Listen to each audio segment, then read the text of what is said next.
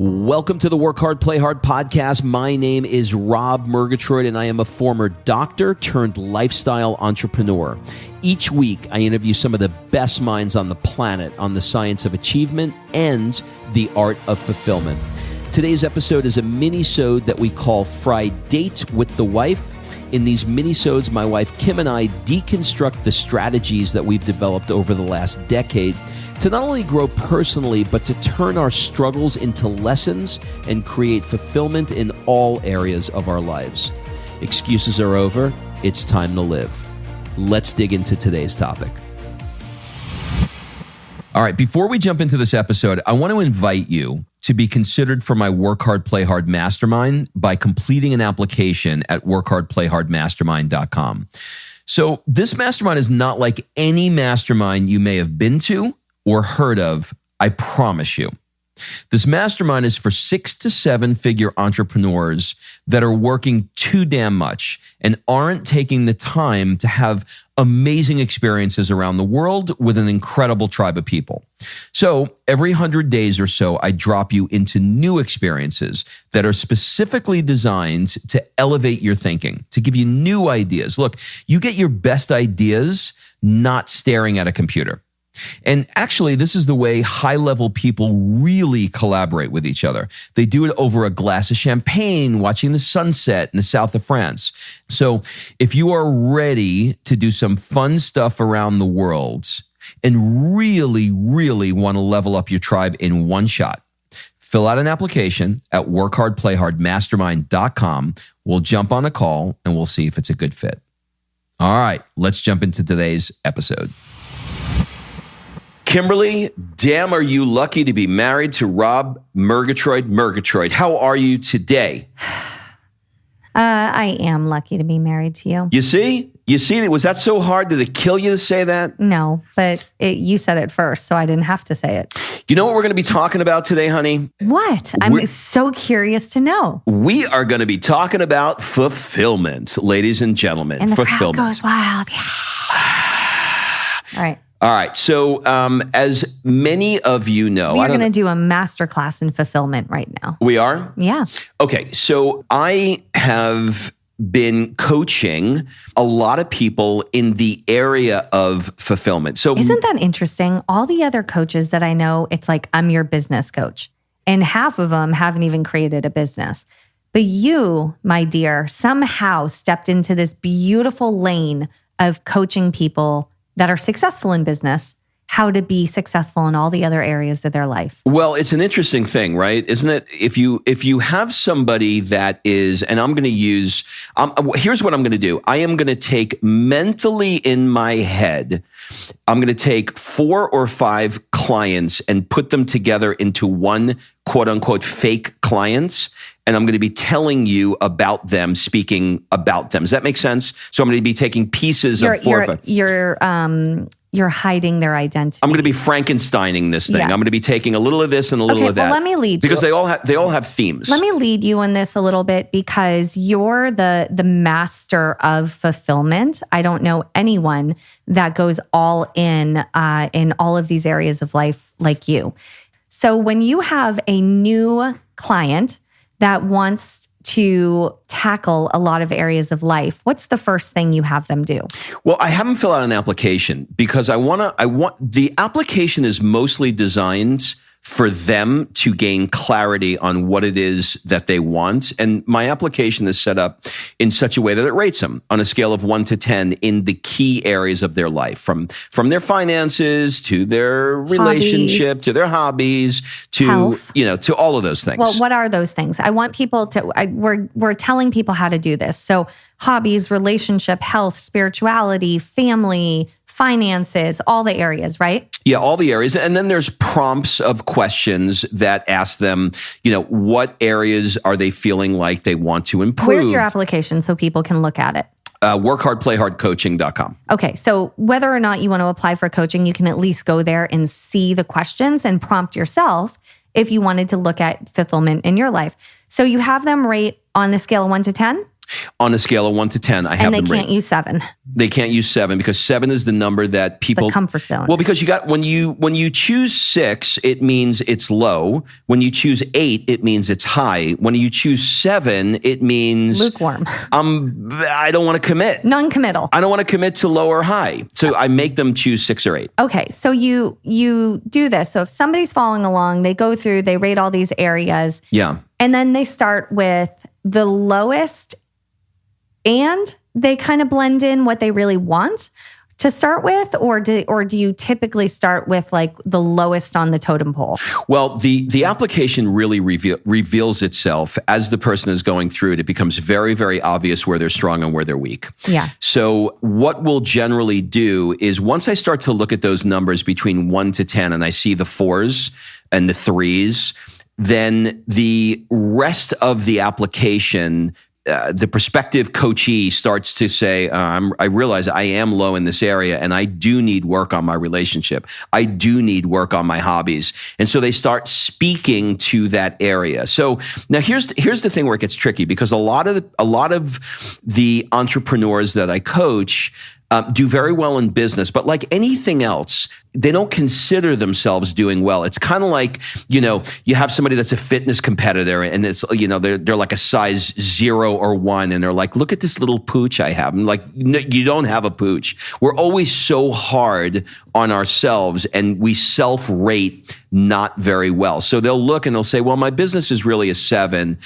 but my relationship, no, that's like a 4. And so I know what they're doing. They want to do better in leaning into making more money, but the one that's glaring is these 3s and 4s of hobbies and relationships and spirituality and et cetera. Okay, so if somebody is not being coached by you and they want to try to kind of dig on their own, now they've rated themselves, what's the next step for them to kind of dig a little deeper? Like relationships of 4.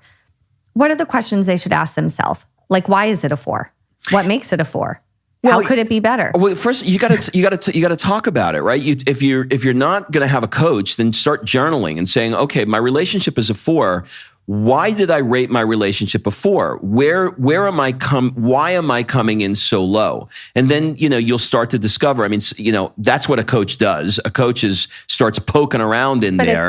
But if they're not being coached, then you have to start finding out why look, if you're rating it a 4, you know that there's no date night and there's no conversations and there's hidden resentments that you have, et cetera, et cetera. You generally, and the same with your health and all of these other things. If you're smoking 3 packs a day, you got why you're winded. You're winded, right? So, Okay, so they look at what the lower ones are, and then they do a little discovery session with themselves, maybe their best friend, maybe with their journal, maybe with a coach, and they figure out why those areas suck so bad, right? Give me some examples of some of your clients and how you have helped them intentionally do specific things to bring more fulfillment and to raise these numbers. Okay. Inside of all of us, we know what it is that makes us feel good, and we know what it is that we want. And for one reason or another, we're not doing those things. So I'll give you an example. When I talk to a prospective new client and they say something like, when I was in college, I spent my summers backpacking through Europe. And now, I'm building my business and it's going really, really well. But I don't know. There was something about that time I miss. And then when I start dancing around and I say, when was the last time you took a vacation? And they say, well, I've been to these 4, places. And I say, was the vacation business or was it pleasure? And they go, well, I was at a conference. I was speaking at a conference. I was visiting family. And I say, okay, yeah, but remember when you just said to me that you loved, when you had the freedom of backpacking through the south of France with your girlfriend? Was it that kind of trip? No, it's not. Okay. Do you want to do that kind of thing? Yeah, I do. I'm just not doing it. I keep saying I'm going to go to Kathmandu, but I don't do it. Why don't you do it? And this is what I found with most of my clients. These are overachiever entrepreneurs that are going all in on their business. They're coachable, they're goal-oriented, and it's not that they don't want to be well-rounded. It's not that they don't want to do these things. It's that their life is not set up with an infrastructure that supports the accountability that's associated with anything outside of business. Everything is business, business, business. What I serve for them is an accountability. I am an accountability person to be able to accomplish the things they want. So I've got real quick. So to give some breaking down of examples, because again, not everybody is going to be coached by you. Like your coaching schedule is pretty damn full. So to break it down, you're putting things into their schedule, blocks, non-negotiable blocks, whether it's in relationship on a date night, whether it's in travel or another hobby or exercise or whatever. You're opening their calendar and saying, where are we putting this? Make a commitment. I'm not only opening their calendar. We are literally saying, how many trips do you want to take this year? We'll use travel as an example. How many trips do you want to take this year? Well, I'd love to take 4 weeks. Where would you like to go? I'd like to go to Europe. And we dream, right? So we come up with, I want to go to Australia. I want to go to, Morocco. We come up with 4 or 5 things. Okay, when? Well, I got the problem with the kids' school. Okay, let's talk about that. Stop right there. What's the problem? Well, the problem with the kids' school is X, Y, and Z. Okay. We're not going to go anywhere until we mitigate that problem, because until that problem is mitigated, you're going to keep looping it and you're never going to do the trip because of XYZ that's blocking you. So we're going to unstick you, we're going to unblock you, and we're not going to get off this call until it's done. Okay. So then we brainstorm. Tell me all of the challenges that are associated with you going to these 4 places. And then you look and you find out there's like 3 or 4 big ones. Okay, so you mitigate those 3 or 4 big ones. You say, okay, these are the trips we're going to take.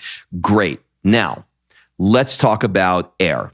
When can you go? How much is it going to cost? And we literally build the trip. That's an example with travel. Okay, so I'll say something like, when we jump back on a call in 2 weeks, here's what I need from you.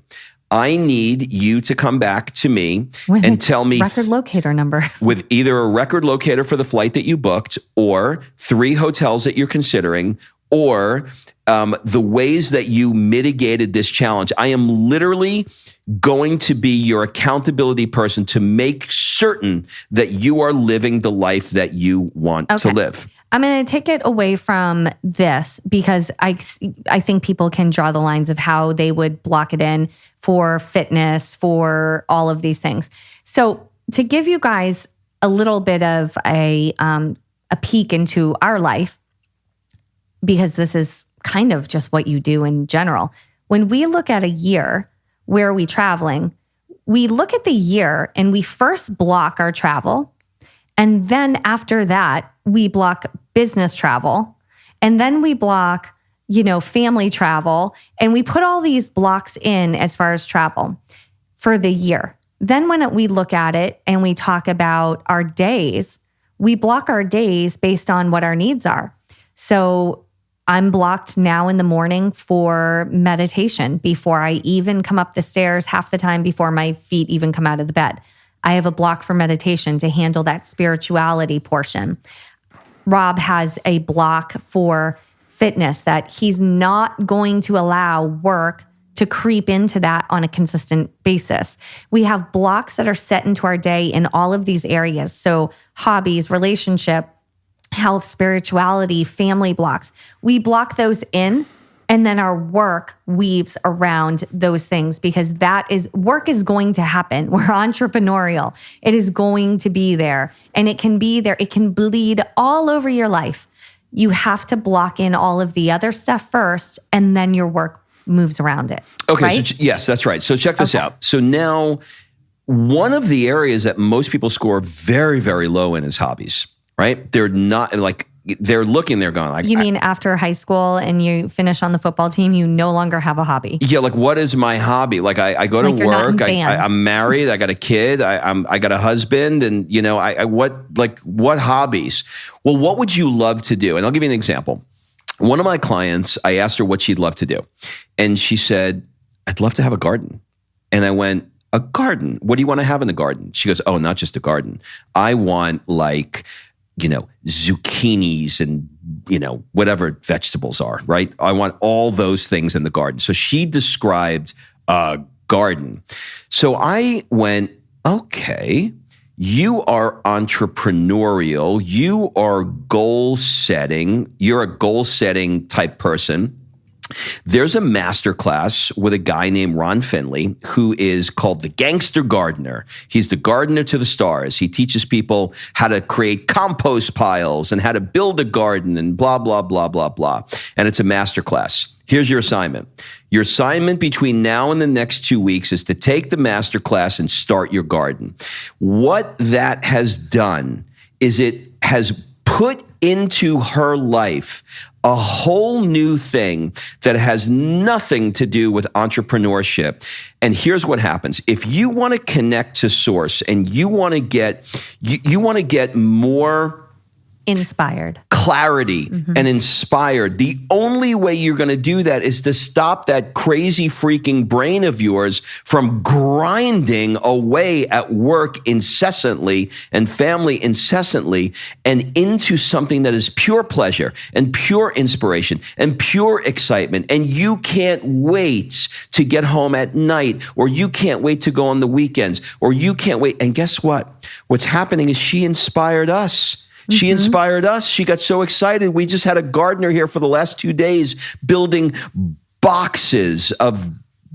We don't even know. We don't even know what it is. It got compost coming in. And we don't even know what we're going to plant, but it's exciting. And she's texting me pictures now in the morning of what her garden looks like. And look what the tomatoes are doing. This has nothing to do with work. You know what it has to do with?